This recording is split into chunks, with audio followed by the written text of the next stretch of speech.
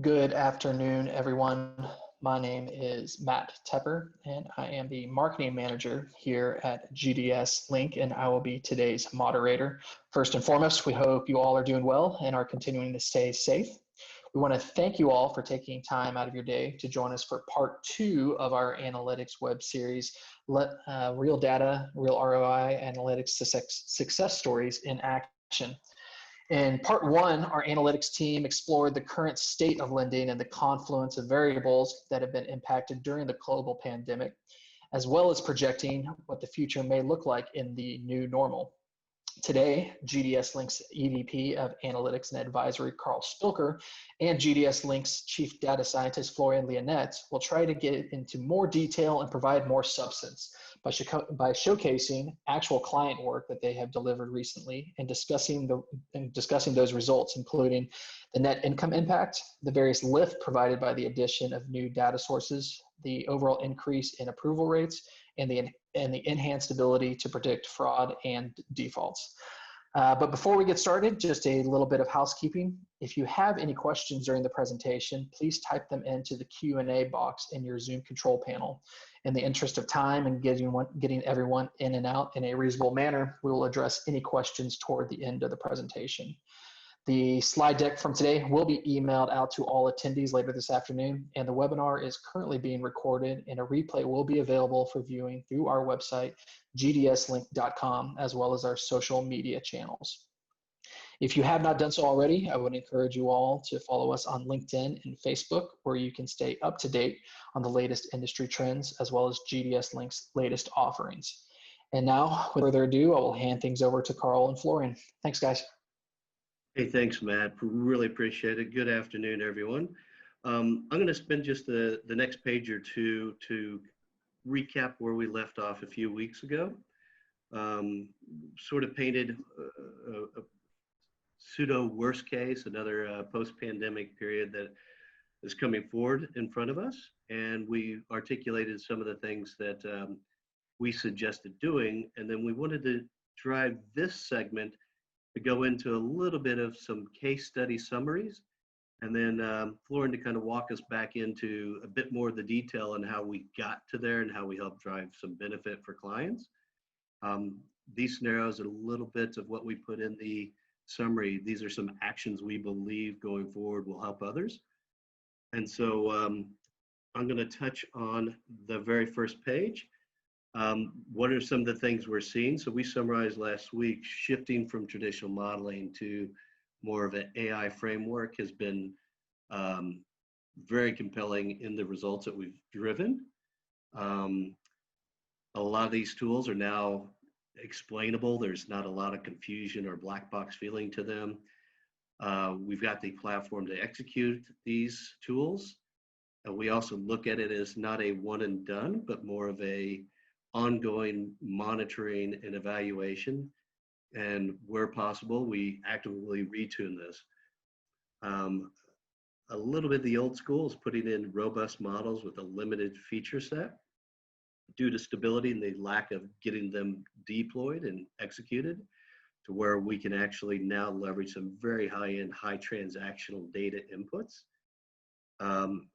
explain any shifts and rebuild and retune and redeploy models much more efficiently than in the past.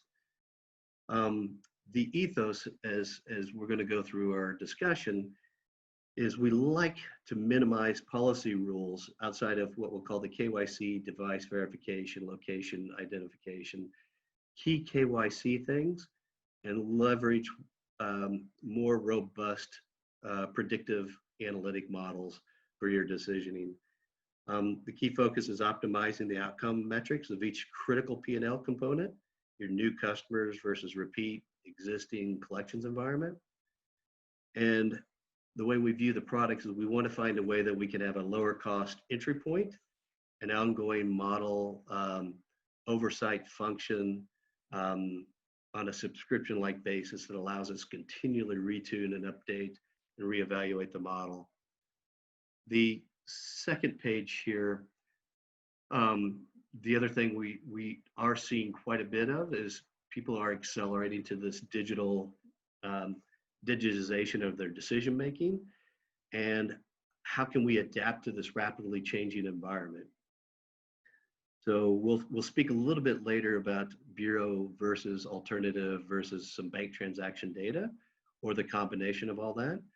But what I wanted to highlight on this page is we look at the actual performance of these models, which I'll call the most predictive component of your decisioning engine inside your organization, is more than just the build. It's the ongoing performance of the features that are feeding those models. Are they stable? Are they starting to shift? Are the variables that you had acquired and developed the model staying consistent? Could maybe some of these market shifts we're going to see post-COVID actually be the applicant pool that's changing, but the model's still performing? And then Florian will chat a little bit later on is, what are some of the triggers we may see that says your model's starting to shift? You need to consider redeploying and redeveloping it. And then we'll also talk on a couple case studies where we evaluated in great detail a lot of alternative and third-party data sources that helped us gain and provide some lift. And our goal is to go down a layer or two, and our hope is that the audience will field us with a bunch of questions and let us be able to kind of revert back to it. At least the approach that we leveraged and utilized. So it's more than just the build, it's how that model is going to be executed, and more importantly, how do you know you're monitoring it, and can you get it retuned, retrained, and redeployed efficiently? So I'm going to do kind of this easy step. I'm going to talk about a couple key projects that we've completed over the last year. We're seeing some very robust improvements. And then Florian and I later in the deck, or Florian will spend more time to kind of give you some insight on how we got there, and the effort it took to get there. So that the lead qualification piece is a case study that we had. We were able to look into and leverage not only the new modeling techniques, but introduce some bank transaction detail. And by doing so, we were able to create what I call an instant pre-screen-like environment, which did two things. It eliminated some data costs when our client was purchasing very expensive information, allowed us to replace with a lower cost data point. And also, even after these leads went through a second bureau and ancillary checks and additional data spend, we were able to tease out a chunk of accounts that were never pay, highly fraudulent players that ultimately reduced their loss rates by about 30 to 40%, a big lift. A secondary piece that's becoming quite topical is fraud. There are a lot of great providers, and we've got partnerships that are looking at the device, the kind of that KYC IDV fraud. Once you get past that service, we've been taking the profile and focusing more on what I'll call a never pay profile, the one and done. And we've gone through roughly four models where we've teased out a 30% reduction. And for one of our clients, it was roughly $1.5 million reduction per month in never pay that was coming through the door. So dramatic improvement. And it was one part some alternative data sources, and it was one part the modeling technique. Very similar to this is we love to tie the fraud and the underwriting tools. A bit of our thinking is let's hyper-focus on a known fraud, never pay, and then secondarily focus on the underwriting, which can have more of an aging, sloppy pay type of component allowed into the model, which allows a more profitable decision-making. And then more importantly, it's a more stable prediction to help set pricing and default limits too. With this, we've been able to drive a very nice swap in for a couple of our clients. Leaking in some old policy that eliminated some very good profile customers were eliminated, helped in these two cases. The other thing, and actually this particular scenario, we were able to take the challenge from one of the clients who said, hey, look, we're using these two data sources. How does it compare with the other alternative data sources? And Florian's going to speak to you in detail. I think he ultimately evaluated, I want to say, up to 8 different providers and built 20-something different ML-based models to get to the best optimal combination of data sources and at an attractive price point. The thing that we're starting to find very interesting is that if we believe these models are the most efficient, have the best leverage, we've got a process that ensures the stability of those. What we've begun doing is leverage them to help inform a mini pro forma estimate. So we build a vintage curve behind each of these by score range. And what we're able to do is clarify that a low risk tranche is going to have a break even at 6 months and generate a return on investment over that 12 or 18-month period of X. And that's well within your risk appetite. And we take it down to the next tranche, then the next tranche, till we get to that marginal loss rate of X that does not support the profit driven by those good accounts, nor does it meet your return on investment window. You may pick 12 months or 24 months. By doing that, we've been able to help financially engineer how people are spending their money to get the optimal rate of return. So it's a bolt-on to our fraud and underwriting models with a financial outcome. Of this, we've been able to tease out a 6.5 million annualized net income improvement for one of our clients.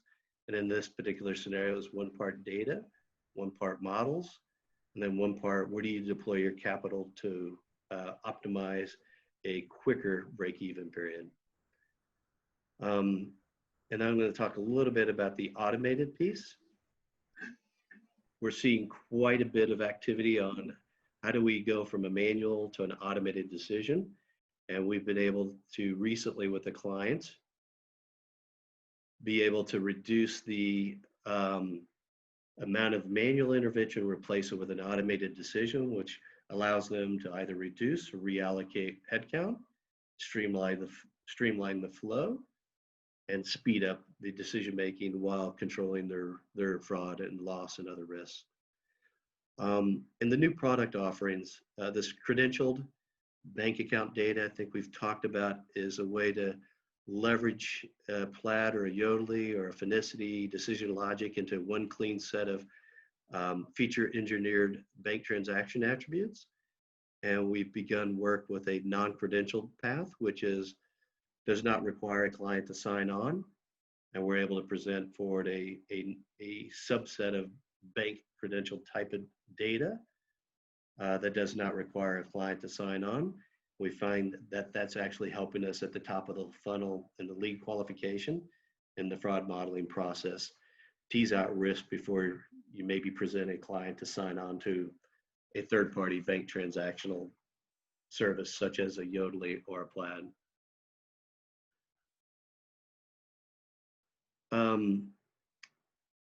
Matt, do you suggest we kind of pause and answer some questions as we go? Because I saw a question came in. Yeah, you're more than welcome. This one does kind of seem to be a little bit more on target right now. Perfect. So I'm glad you mentioned the vertical. Right now, most of this work is all under a consumer and small business lending vertical. And we've done work outside of that as well, but predominantly this seems to be where most of the appetite and interest is coming. I'm going to end with this, and then Florian's going to step in and give you what I'll call a more comprehensive, detailed view of how we got here and how we get there. And so I'll speak at a very high level. If you've not seen a chart like this, the horizontal is a score that has been built, and that score has been grouped by the total population into 5% equal bins. The vertical is what percent of the response indicator that has been built, either a fraud response or a default response. And as the line moves up to 100%, it highlights the lift that each model approach, or new data source adds to the predictive ability. And then we'll describe a couple of high-level scenarios where somebody stepped in and said they've had a baseline model that's been in place. It could be their own in-house or a generic type score. We've built leveraging some traditional modeling techniques and gotten a reasonable improvement. The interesting thing, it comes at that 20 percentile, which is you're headed towards your lower risk side of the business. And so you find that in many cases, maybe in that lower risk, you're really differentiating only on price and limit, but your concern may be fraud and losses. So the challenge has been, what are some alternative approaches? We're consistently finding a machine learning approach really helps us tease out those poor performing fraud and or defaults down at the higher risk tail. And you can see that where this green line at the 5% mark moves from 15 to say 20% of the fraud are being isolated in the first 5% of the total universe. So just changing the machine learning, or I'm sorry, changing to a new modeling approach is providing a dramatic lift. Where we've been able to introduce some alternative data and enhance it with a machine learning-like model gets us up to this 25%. So you can see we're able to really push more of the bads into that worst scoring and then maintain a higher level of predictive state across the lending spectrum. And then our objective is to ensure that once you get to this point, you know, our ethos is we want to stay on top of it and maintain your ability to stay at an optimal point of performance. So this is just visually where we are looking to drive people's performance to an optimal state.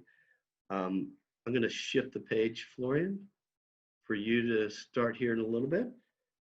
If you'll just do me a favor and give me a heads up to move to the next page, I'll pass it over to you, Florian. I will. Thank you, Carl, and good afternoon, everyone.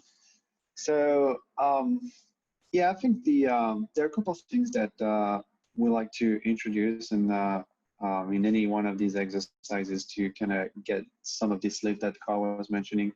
I think the first thing, as we've said already, is to bring in new techniques. I think that one of the trends we see, if you look across the clients that we have at GDS here, is the use of machine learning algorithms that go beyond logistic regression. Is really increasing all over the credit lifecycle. I mean, whether it is fraud, default, customer management, collection, marketing, we really start seeing machine learning models being leveraged all over the credit lifecycle. And of course, there are a couple of really good reasons for that, and that's also why we will like to offer that to our clients whenever it makes sense. I think the number one is that it brings a greater lift. Of course, and the reason why these models offer greater lift is a couple folds. First one is, of course, these models have got a much greater flexibility in designing the boundary decision between your good and bads inside your parameter space. I think that allows you to basically identify sub pockets of bad accounts that have a particular profile that a standard logistic regression would not necessarily be able to find.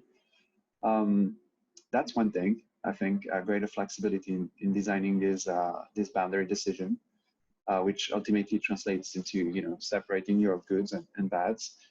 The second is, of course, the non-linearities, which kind of go hand in hand with the first one. Is and in more general concept of interactions, right? One of the really strong points of these models is the ability to include naturally, so to speak, interaction between the different variables that you have in your model. And I think that that explains why we can have these more complex patterns being found, and why we get some of these lift out of these models. Now, of course, there's another point that complements these two, and that is really important also, is that these models are usually much better at handling a much larger parameter space. And that means for us, we can get a much more detailed picture of the profile of the applicant. That allows us to bring in a couple more data sources and to, leverage more data points to determine the, for instance, the likelihood of fraud or, likelihood of default.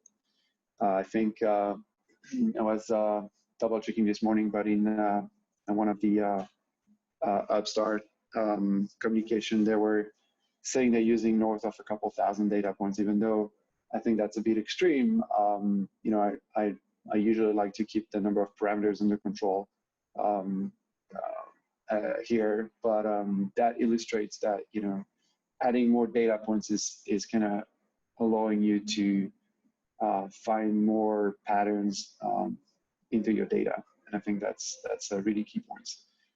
The other thing that we like about these models is that they're usually a lot easier to retrain, and that has to do with just the modeling process in general. I think that these models are much more resilient against dealing with the raw data directly. You don't necessarily have to go through extensive bucketing of the variables, and that in turn, gives you a greater flexibility because, of course, when you have to bucket the variables, you're gaining in stability, but you're also losing in power. So most of these models that we leverage at GDS, they're going to do some sort of auto bucketing under the hood, which of course is optimized to the portfolio that you're looking at and the metric that you're trying to solve for. And that gives you, again, a greater lift. Now, of course, a couple things I like to note on these models. I think, as Carl said, they're not really scary. After all, your logistic regression model is considered as a machine learning model. So it's pretty much the same thing, just a lot more flexibility. I think if you've got the right platform, they're not hard to deploy, really. I mean, they'll end up being some sort of Python objects that, we can seamlessly deploy nowadays. Integrate with the proper pipelines to transform the data into the proper attributes that these models consume. They're really not much more complicated to put in production than standard logistic regression. Carl talked about the explainability, and of course, that's a really important point. But I think, again, if you don't go into what I would call, extreme techniques like, deep stacking, of multiple algorithms or things like that, I think explaining these models isn't that difficult either. And I think we've got a lot of tools nowadays to allow us to look inside how these decisions are made and to explain these decisions. So I think that's a really important point that allows us to move from this, so to speak, black box state and to leverage these models in all the different steps of the credit life cycle. So, Carl, if we can change slide, I'll start talking about some of the examples that we've been through this year. So the first one here is it's kind of interesting. This was a pure comparison of a champion challenger model where we had a logistic regression in place that was built for a credit card origination portfolio. And what we did in this case is actually one-to-one comparison, meaning that we did not allow ourselves to bring in more data, because the client really wanted to see what was the lift just brought by the switch from logistic regression to machine learning model. And in this particular case, we had a 81% acceptance rate before. We were able to boost that up to 88% while keeping the bad rate at its original 2.04%. So that's the first example, which in my opinion is not what you should do, because you should always allow to bring in more data points, because that's where you're going to get most of the lift and most of the power out of these models. But in this kind of case, this kind of champion challenger setup that we had with them, we really restricted ourselves in the first phase of the project to, sticking to the same data points. Actually, this is something we do on a regular basis. We usually, whenever we build models for our clients, it's not that we're trying to push machine learning models if it's not the right tool. Is we will always build logistic regression models to kind of have a baseline to which to compare, and then if really machine learning models are bringing the lift we expect, then and it makes sense, then we will deploy these models instead, but we like to have logistic regression models as a baseline to kind of motivate why we want to go to more advanced techniques. The second example here that I have was for microcredit for a big financial institution in Asia, actually. We helped them reduce their losses. This is kind of the same setup as the first one up there. We stick to the same data universe. And in this case, we were able to reduce the losses in the extent of 300,000 without changing the acceptance rate. So that's kind of looking at the other angle. It's always a trade-off, right, between keeping the bad rate and increasing your acceptance, or flipping that around, trying to keep your acceptance at the same rate but trying to reduce your losses. So in this particular example, they had really high losses, so they were interested in reducing these losses. So that's what we looked at. And again, this one is very similar to the first one, where we constrain ourselves to the same data universe. Now the third one is hey Florian, just touching on this, somebody's got a question about the overview of the type of data you can obtain for microcredit in Asia. Anything you'd like to weigh in on as the type of data, mobile information? Yeah, actually, the answer is going to be quite disappointing, but this particular model here was very early on in their waterfall. Meaning they didn't have much data. So that was in Myanmar, and so the data we had really was mainly application. So the application process was quite extensive, meaning we had a lot of information on the applicant itself, and the house that they might own, even things like number of cattle they own, and things like that. So very detailed information on the application side, but we didn't pull any data from from third-party sources. So that was. Yeah, and I'll just weigh in before you jump on that third scenario, Florian, is a lot of those, there's so many different countries, but a lot of the countries, they do have a good banking history. So we're finding folks are wanting to leverage a bank transaction type of history to augment this application detail. Credit bureaus are very questionable as far as their consistency and depth, and if they're just negative or positive data. And then we also see a decent amount of mobile and telecommunication data being introduced.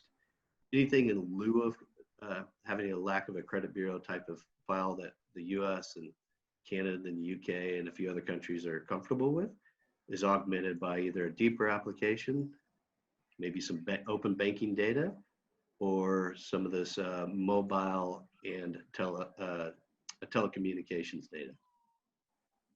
Yeah, that's a really good point, actually. It's true. We are involved now in Asia with a company who's aggregating bank transaction level information.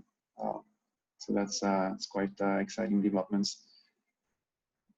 The third example I had here listed that goes with this dashboard view, which is kind of how we like to look at things here. It's a lot of information there, but we had a baseline logistic regression with 77 AUC. We introduced machine learning techniques again to kind of champion challenge with this logistic regression approach. We got this additional 4 to 5 points increase in AUC. That of course translates into, as Carl was saying before, your percentage of bads that you can capture in the top 5% of the distribution. I kind of like this indicator, especially for fraud models. So here you can see in the machine learning model at the end of the day, in the worst being in 19, we capture 25% of the bads at the end of the day, and the bad rate in this is 40%. So that's kind of the end performance that we got with the machine learning on this one. For the baseline at 77, of course, these numbers are slightly lower. If I recall correctly, the percentage of bads capturing the top 5% is 22% in this case. So that kind of give you an idea of the kind of how this increase in AUC translate into percentage of bad accounts, for instance. And Carl talked about this also earlier about one of the approach that we like to follow is to be very aggressive on the fraud side using machine learning techniques and extensive data sources to kind of tease out the worst of the distribution. and then knock out these 5 to 10% that are really bad, and then have everything else flow into the default model, which is more of a potentially conservative approach using why not logistic regression or another machine learning model, but looking more at the aging default. All right, Carl, exactly. And then that helps with being able to formulate a financial expectation. So today you're willing to lend X amount at an X rate because it's got a risk score of 2%. And what we're finding is that 2% holds consistent with balance build, clients' prepayment behaviors, clients, obviously the loss behavior, which helps fill a financial, kind of a mini pro forma expectation. And so that lets people know today, I believe, Carl and Florian, that the model is going to stick at 2% for that score range. Then there's no reason why I wouldn't believe I'm going to maintain the same balance build, prepayment, and or loss behavior. And if all of our population stability tracking is holding true, you'll expect to see the same financial outcome. So it's a nice bolt-on to allow people to have a forward-looking view of losses as well as profitability. So hop you to the next page, Florian, is that right? Yep, please. Okay, and that's the second point into getting to this higher curve that Carl was mentioning at the beginning, which is to add new data sources where things get really interesting. Of course, you can complexify your algorithm as much as possible, trying to get this boundary decision really complex and isolate almost every single point. Of course, that's not going to generalize very well. And second, you're going to have a really hard time explaining these models. So my take is always, the money is best spent on looking at optimizing your data sources. And the reason for that is, I think, is really clear. I mean, each time you add a data source, you're adding a dimension basically into your parameter space that allows you to kind of separate your accounts a lot easier than if you stick to your couple 10 attributes or your single data source. So one of the things that we've done recently, and I talked about this a little bit last week as well, is to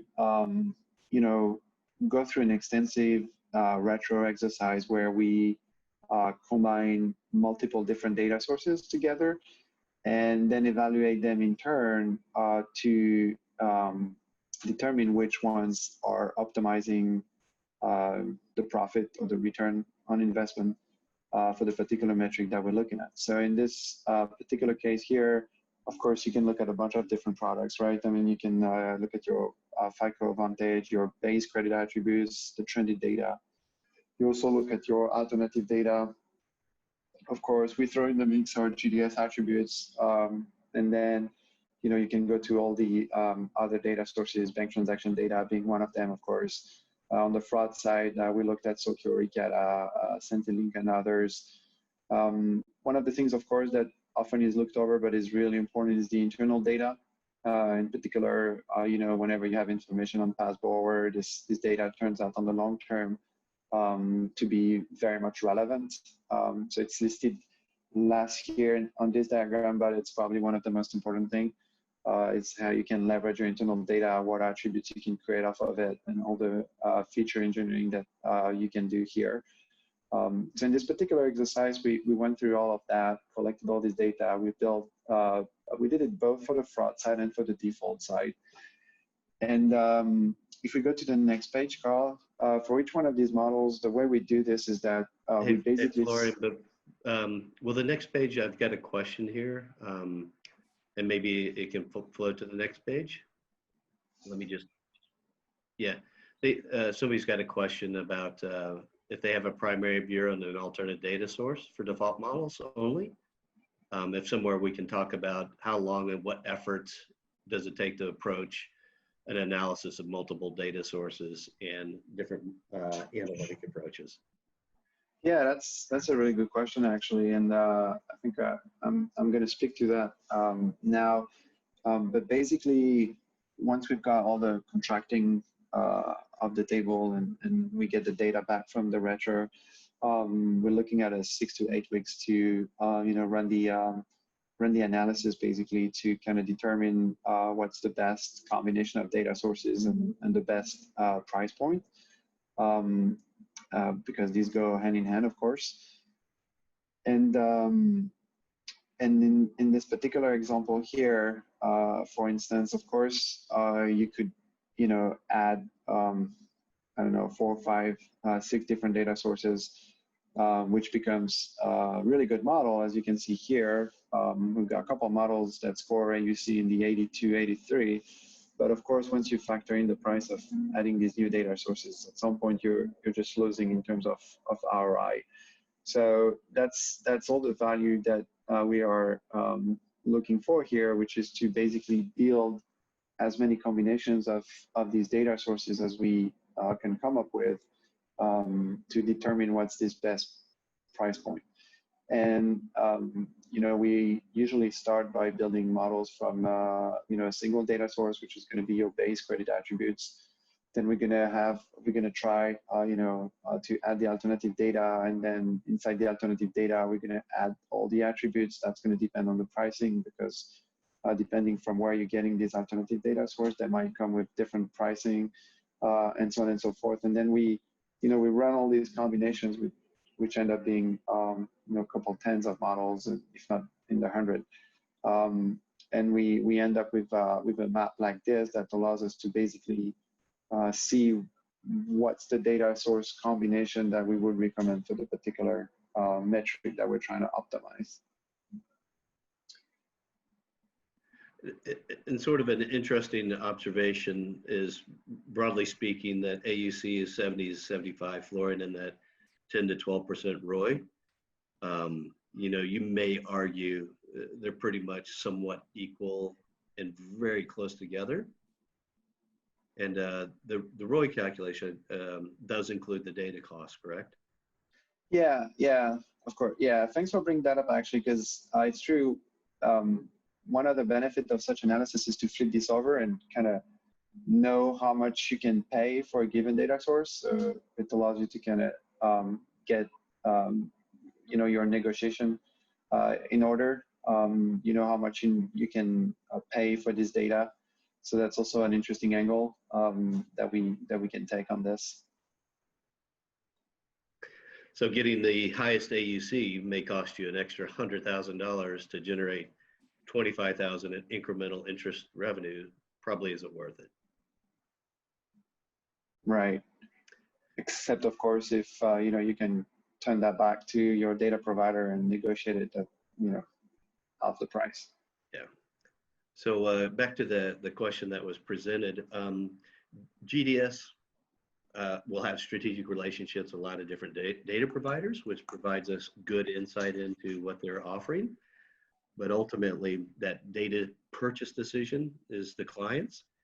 And in some cases, we'll reach out, we'll make introductions to many of these data providers to a client to negotiate the cost of a retro or a live study. And the client data providers know that we are doing the analysis and study on our side. And then quite a few, in many cases, will participate in a free retro to introduce their data in a kind of a challenger setting. And that probably is the lengthiest part of the process, is getting the historical data appended from multiple providers. Some are quite efficient, some will take a little bit of time. May be slightly delayed because the clients will be doing their own NDA with the third-party providers, being introduced to the product. But once you get past that point and we've got all that data in a shared environment, we found that probably within 6 to 8 weeks, we're able to provide really good insight, at least to the top 3 or 4 models to focus on. And then maybe another week to determine the optimal price and performance combination. Yeah.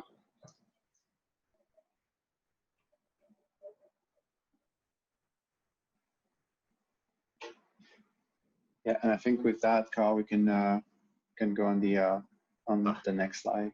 There you go. Thank you. Right. So the next point I wanted to touch on is the bank transaction data and CRI data, because and in particular for fraud modeling, because we had a very interesting couple projects in which we involve not only the bank transaction data, but also the standard credit attributes. And I summarize one example here.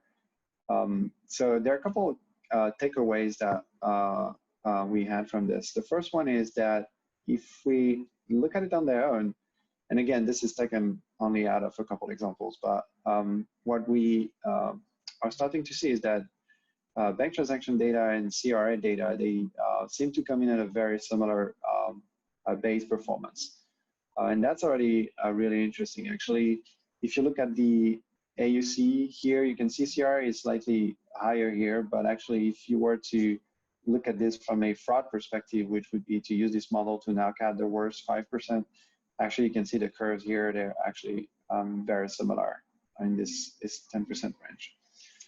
But so I think they're fairly similar in terms of lift when they're used on their own. But where it gets actually interesting is that when you use them together, they really complement each other. And I think that is a really interesting point that shows that there is additional information inside bank transaction data. And in this particular example, we had a final AUC for the combination of 74, which of course translates into a percentage of bads capturing the worst bad, which jumps from 19% to 26 basically. And so that's also something that is going to be very impactful on the fraud side. Now, of course, the BT data, as you know, can be updated. It's a much more recent view of the financials of an applicant. So I think that's also something to be taken into account, which is my point number 3 here. And my point number 4 illustrates what I said already, which is what's the percentage of the bad accounts that are captured in the worst 5%. Actually, the 19 from 26%, I'm sorry, it's the bad rate in the worst band that jumps from 19 to 26%. The percentage of bads in the worst 5% jumps from 17% for the CRA, 21 for BT, and 23 for the combination. That's what we observed on this particular example that I pulled up here. And again, it's interesting to see that it's hard to see here actually, but because we don't really see the 5% region. But you can see from the percentage of bads that the BT in the top 5% is actually a lot more aggressive. So that's something that we have seen also quite a bit, because in this top 5%, the AUC curve for the BT models tend to be very steep. And so that's we tend to have a lot of signals for fraud that are captured in these attributes, which allow us to have a lot of the fraud in the worst 5% band. Yeah, I'm glad you pointed that out, Florian. And the way these BT attributes are configured is they're normalized. You'll get a very similar set for any of the providers in the US, UK, Canada, and Europe. And we're eager to take kind of a framework of a generic bank transaction score and hopefully get a client an open banking for us to validate it on. Because I think where there's maybe a lack of bureau, you can actually create, leverage the bank account as a normalized universal credit bureau type platform to build a risk and fraud model off the back of. So for anybody outside the US, and that may be in a country where they're lacking good, robust credit history, this becomes relevant. Exactly, yeah. Shall we open it up to questions, or I don't recall? Yeah, I think that takes us to our conclusion, right? Yeah. Yeah, I'll kind of touch through this. The modeling techniques, as Florian described, are important, all things being equal, the same data. However, it's that technology enabling platform that matters in maintaining that benefit. These new data sources do unlock new value, but we're finding that there are more transactional high velocity features coming out into the marketplace. ML is able to tackle and consume that, but that enabling platform becomes very relevant. And then also with that higher velocity, higher transactional type of detail, being able to stay on top of those features from a model monitoring becomes very important. We mentioned targeting the financial return sweet spot is not just the losses, but combines a bit of the costs. And analytics allows us to basically exceed and or maintain that sweet spot. And the digital onboarding, just be able to introduce and replace existing sources and strategies and models, heightens the competitive advantage. And the other piece is assessing the value of your analytic resources. What is that cost and benefit that's being drawn back into the business? Becomes an ultimate measure of your success. You can build up very large comprehensive teams, and if they're bringing you very large comprehensive returns, more than rationalizes it. But there are some things that can be released and relieved financially by technology. So there's actually a question, Carl, sorry, from Sam on what credit score is represented in the BTCR comparison slide. Actually, we don't use any generic score in this comparison. These are both custom scores that we built based off of the standard credit attributes. So I don't know if we want to show the credit sector would be more that subprime sector here in this scenario. Yeah. Subprime lending. Yeah. Thanks, Carl. Thanks, Florian. Obviously, if anyone has any other questions, feel free to submit them on the Q&A button at the bottom of your Zoom panel. I just had one pop in. Can you please provide an example of the specific type of machine learning model that was used and how easy it is to find relative importance of attributes that drive the output? Yeah, so I would say for 90% of the models that we build at GDS, we're using a algorithm called gradient boosted decision trees. There exist multiple implementations of this algorithm. There are multiple reasons why we like them. One of them being they're extremely performant while staying very easy to explain to a large degree. And so we tend to leverage them quite a bit because to be fair, there's not much motivation to go beyond this, I believe, in my own opinion. So gradient boosted decision tree is a really good one. Of course, we sometimes for other clients also leverage random forest type algorithm. That is usually more whenever we want to build scorecard enhanced by machine learning techniques, which means that we would build a random forest to kind of identify interaction terms between the different variables and then use these variables or interaction terms as input to a standard scorecard, so to speak. So these would be like the two main, I think, algorithms that we leverage on a regular basis. All right. Again, if you do have any questions, the Q&A button at the bottom of your Zoom panel will be the best way to submit those. One question we have, what is the typical increase in AUC that you can get from moving to machine learning? Yeah, so that's a really interesting question. I think I try to highlight during the discussion that this actually really depends on the parameter space.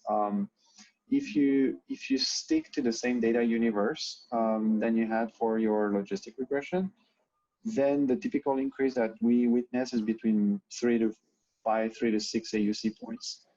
That translates usually into a couple percentage points into the worst bands in terms of paths being captured. Now, of course, things can get quite larger if you start opening up the parameter space or data universe and start bringing new data. All right, one more here. How do you handle reject inference with machine learning? Yeah, that's also an interesting piece, actually. The answer is the exact same way, basically. I mean, most of the techniques that you can leverage for your standard logistic regression still applies for machine learning. And we can use them to perform reject inference on machine learning models. That is also one of the reasons why I usually say I'd rather spend time on data than on complexifying the algorithm, because once you've been through a couple, reject inference process, you realize that fighting for getting 0.05 in AUC is really not worth it. Once you go through reject inference, all these washes out, basically. Okay, I had another question come through the chat here. Is the non-credentialed bank data source available for US lenders? Yes, it is. We're doing a number of kind of proof of concepts. And so for anybody interested in us validating that data and how it enhances the decision making, we're happy to set that process up for them.